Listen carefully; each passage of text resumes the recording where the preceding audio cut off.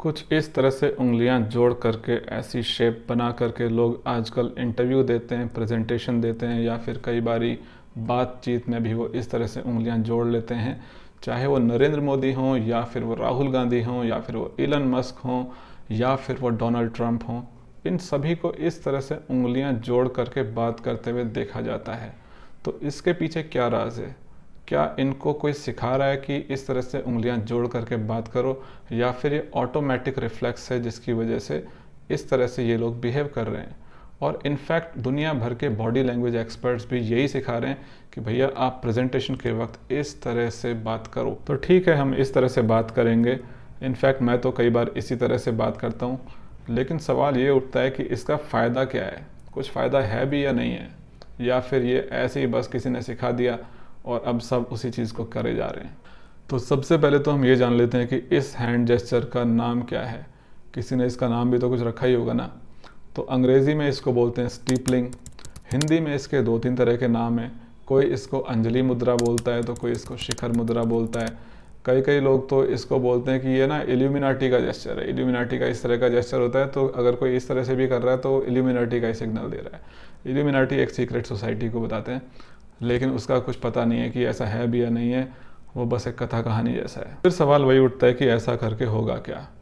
तो दुनिया भर के बॉडी लैंग्वेज गुरुज यही सिखाते हैं कि इस तरह से आप ज़्यादा कॉन्फिडेंट दिखते हो और आप ज़्यादा अथॉरिटी फिगर दिखते हो।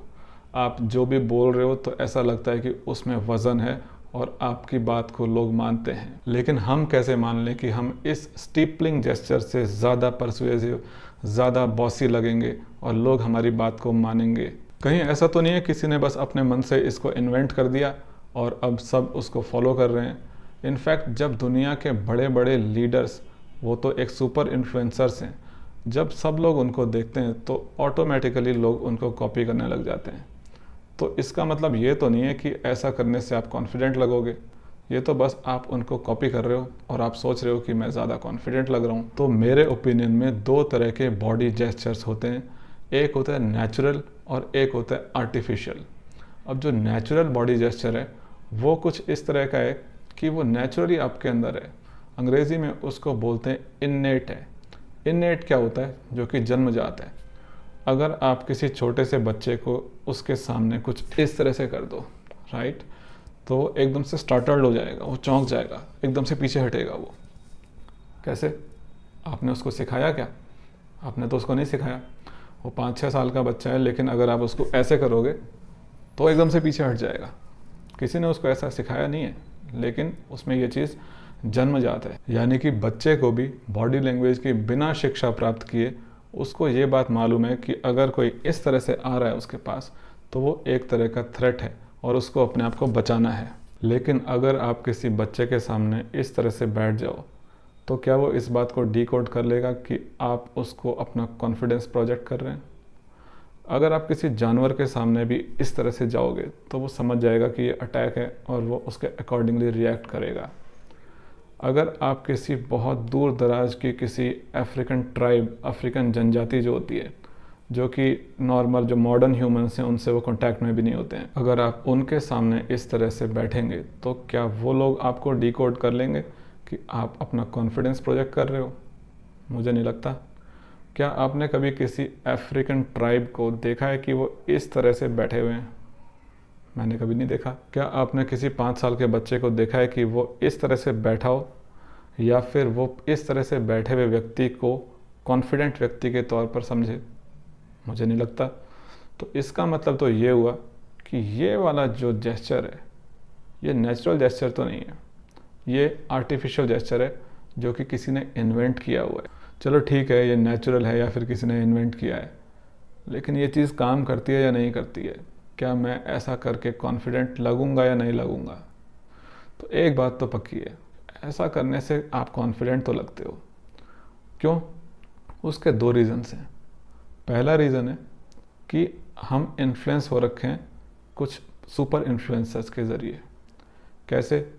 जो बड़े बड़े लीडर्स हैं वो इस तरह से जब बात करते हैं तो हम जब उनको देखते हैं तो हमें लगता है कि हाँ, अगर ये इतनी बड़ी अथॉरिटी फिगर इस तरह से कुछ कर रही है तो इसका कुछ तो मीनिंग होगा, और ये लोग कॉन्फिडेंट भी लग रहे हैं हमें।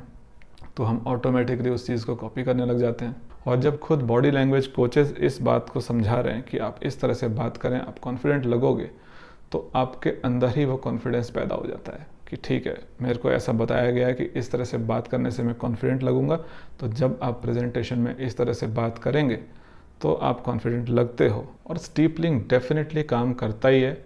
इसका दूसरा रीज़न ये है कि ये है एक एक्सपेंसिव जेस्चर। एक्सपेंसिव मतलब जब आप अपनी बॉडी को एक्सपैंड कर रहे हो। जब आप ये जेस्चर बनाते हो ना, तो आपके जो शोल्डर्स हैं वो ऑटोमेटिकली नीचे की तरफ को आ गए हैं, वो अपने आप ही जो है वो पीछे चले गए हैं। आप करके देखो, ऐसे करके देखो, आपके जो शोल्डर्स हैं वो पीछे चले जाएंगे और वो थोड़ा सा फैल जाएंगे, वो आगे की तरफ को नहीं आएंगे, है ना। ऐसे तो नहीं बनाओगे ना स्टीपलिंग। स्टीपलिंग इसी तरह से बनाया जाता है, राइट। तो जब इस तरह से आप बना रहे हो, आपके शोल्डर्स फैल गए हैं, पीछे की तरफ को चले गए हैं और आपकी फिंगर्स भी फैल गई हैं। तो जब जब आपके बॉडी के पार्ट्स एक्सपैंड करते हैं तो सामने वाले का ब्रेन उसको ऑटोमेटिकली इस तरह से डिकोड करता है कि ये सामने वाला व्यक्ति है, ये कॉन्फिडेंट है और एक अथॉरिटी फिगर है। अच्छा, एक इंटरेस्टिंग सा आर्ग्यूमेंट कई लोग करते हैं, वो ये है कि वो लोग कहते हैं कि ये जो बॉडी लैंग्वेज कोचेज़ हैं ना, ये मैनिपुलेट करना सिखा रहे हैं। यानी कि वो एक इंसान को इस तरह से बना देते हैं कि जो कि कॉन्फिडेंट नहीं है लेकिन फिर भी वो कॉन्फिडेंट नज़र आता है। तो ये इस आर्ग्यूमेंट पे मेरे को हंसी आती है, लेकिन जो भी है, कोई भी सवाल है, वो सवाल तो सवाल ही है। सवाल तो हमेशा वैलिड होता है, सवाल कभी गलत नहीं होता। अगर कोई आपके मन में इस तरह का सवाल है कि कहीं आप लोगों को मैनिपुलेट करना तो नहीं सिखा रहे हो, अब इसका जवाब ये है कि मान लो एक सेल्स प्रोफेशनल है और वो इस तरह के ईयरबड्स को बेचता है। अब ईयरबड्स बेचता है लेकिन कोई ख़रीदता नहीं है उससे, और वो इसलिए नहीं ख़रीदता क्योंकि वो कॉन्फिडेंट दिखता नहीं है, जिसकी वजह से लोग उस पर भरोसा करते नहीं हैं। तो जब वो इस तरह की ट्रेनिंग प्राप्त करता है, जब उसको समझ में आता है कि कुछ ऐसे जेस्चर्स हैं जिसको करके मैं ज़्यादा कॉन्फिडेंट लगूंगा, तो जब वो उस चीज़ को इम्प्लीमेंट करता है तो उसकी सेल बढ़ती है। यानी कि ये इस बात पर डिपेंड करता है कि आप किसी भी कला का इस्तेमाल किस तरह से करते हो। वैसे इस स्टीपलिंग जेस्चर पर एक रिसर्च भी हुई थी जिसमें कि पाया गया था कि जो ब्लाइंड बच्चे होते हैं, जिन्होंने आज तक कभी सोसाइटी को अपनी आंखों से देखा नहीं है, वो भी इसको करते हुए पाए गए। हालांकि इसका फिर भी कोई पुख्ता प्रमाण नहीं है कि ये जो चीज़ है वो नेचुरल है। सिर्फ एक ये छोटी सी कोई रिसर्च हुई होगी, लेकिन उस रिसर्च का इतना कोई सॉलिड कॉन्क्रीट प्रूफ नहीं है। तो फिर आपके मन में ये बात आ रही होगी कि मैं इस स्टीपल को करूं या फिर नहीं करूं। नेचुरल तो ये लग नहीं रहा है, आर्टिफिशियली लग रहा है, लेकिन इसका कुछ फ़ायदा होगा क्या? तो बिल्कुल फ़ायदा होगा, और आप इसको करो। क्योंकि सोसाइटी ने अगर इस तरह के हैंड जेस्चर को भले ही इन्फ्लुएंस होकर के अपने अंदर एब्जॉर्ब किया है, और अगर इसको लोग कॉन्फिडेंस के तौर पर ही मानते हैं, तो आपको इसका इस्तेमाल ज़रूर करना चाहिए।